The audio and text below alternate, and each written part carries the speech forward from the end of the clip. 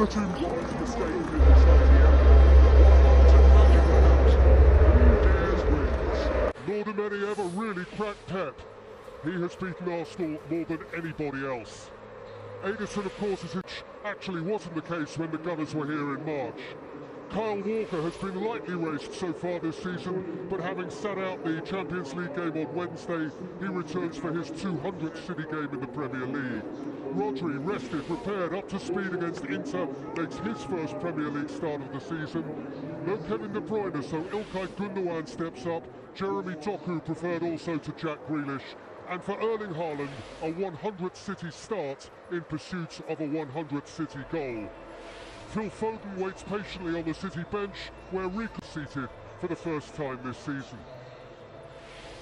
For Mikel Arteta, the final assignment of this demanding week on the road, throughout which David Raya has excelled, that double save in Bergamo means he's still conceded just once this campaign.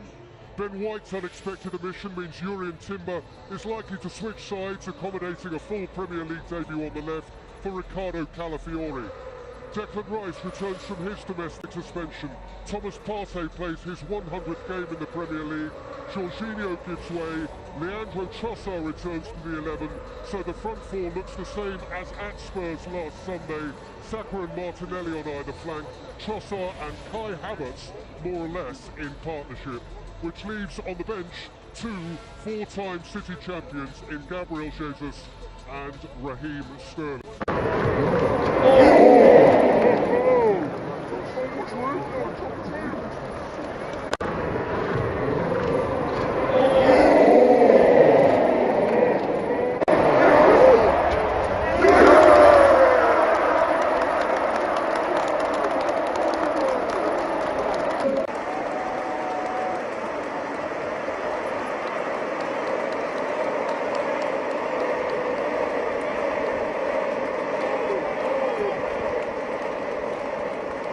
Talking us through it, Gary Neville and Jamie Carragher are alongside Peter Drury. Good afternoon to you, Peter.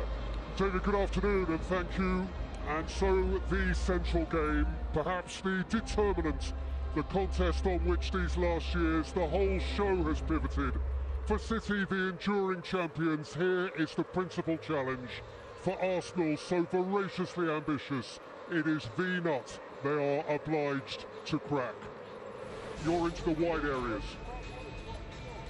Yeah, I mean, look, you look at Manchester City today, you're thinking they're going to have most of the ball and they're going to be playing against a very compact Arsenal defence, but in Doku and Savino, I do believe they can have two wide players who, I think if they just stay really high and wide on those touch lines, which is not something that Pep Guardiola's not done before, but when full... Why are struggling here? Go on. Go on, Kev. Phil! Go on. She got Phil earlier.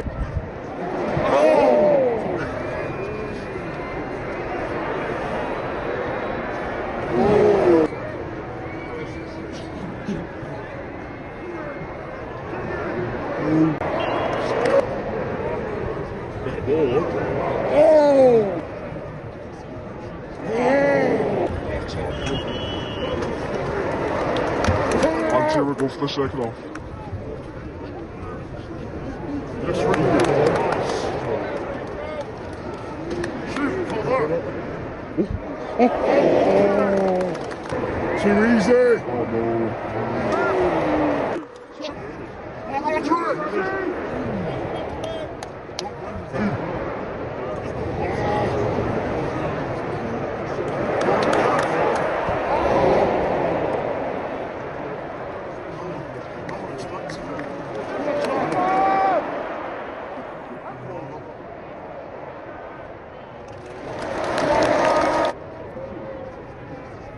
Too close to keeper.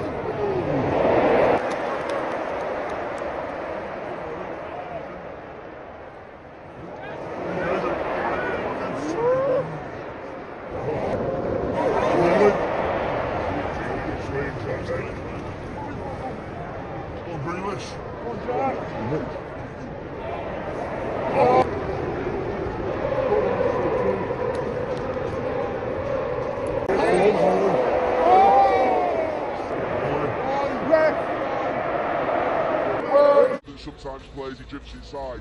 It could mean it's a problem for Arsenal's fullbacks and wide players. And the big difference for me when Manchester City have normally come out on top in these last couple of years is the quality they've got in attack. And I just look at Martinelli, who's been given his head in this game, and you just look at that record of late, and that is not good enough for the quality of the team that he plays in. And that's why they've got to be a lot more clinical today, Arsenal, if they're going to go on and get that big scalping.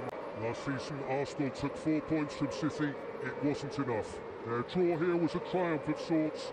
The truth was, as it turned out, they needed to win. Since then, City have only won in the Premier League.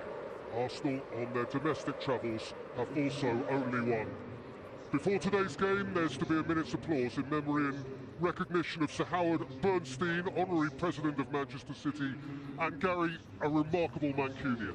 Absolutely, I was very lucky to spend a lot of time with Sir Howard Bernstein. The man most responsible. Sir Howard Bernstein, whose impact on... In a small village, nestled deep in the woods there, was a legend about a witch who practiced black magic. According to the tales passed down through generations, the witch had made a pact with the devil himself, granting her dark powers beyond imagination. The villagers lived in fear of her, never daring to venture into the forest alone for fear of crossing her path. One dark and stormy night, a young girl named Eliza ventured into the woods in search of her lost pet. As she wandered through the dense underbrush, she heard strange whispers and felt an eerie presence looming around her. Suddenly, she came upon a clearing where a hooded figure was performing a sinister ritual. It was the witch summoning dark forces with wicked incantations. Terrified, Eliza tried to flee, but she found herself paralyzed, unable to move a single muscle. The witch cackled as she approached, her eyes glowing with a malevolent light. She cursed Eliza, binding her to a fate worse than death.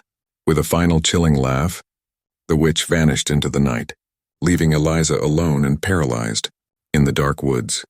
For days, Eliza lay immobile, her mind trapped in a state of terror and despair. The villagers searched tirelessly for her, but it seemed as though she had vanished without a trace. Meanwhile, strange occurrences began to plague the village. Crops withered, livestock fell ill, and unexplained shadows appeared in the dead of night. Rumors spread like wildfire, and soon the villagers realized that the witch's curse had befallen them all. The once thriving community was now shrouded in fear and darkness. Desperate for help, the villagers sought out a wise old sage who was rumored to possess knowledge of ancient magic. The sage listened to their plight and agreed to help, but warned them that breaking the witch's curse would come at a great cost. Undeterred, the villagers begged for his aid, and the sage set out to perform a powerful counterspell. As the sage chanted ancient incantations, a fierce storm brewed overhead, and the ground trembled beneath their feet. The villagers held their breath as the ritual reached its climax, and suddenly a blinding light burst forth, dispelling the darkness that had plagued their village. When the light faded, the villagers found themselves in awe as they witnessed Eliza standing before them, her eyes filled with a newfound strength and resolve. The curse had been broken, and the witch's power was no more. From that day on, the villagers vowed never to speak the witch's name again, lest they awaken the dark forces that had once threatened their very existence. And as for Eliza, she became a symbol of hope and courage, a reminder that even the darkest of magic could be overcome with the light of bravery and perseverance. The legend of the witch and her black magic lived on, but the villagers knew that they would never again fall victim to its treacherous embrace.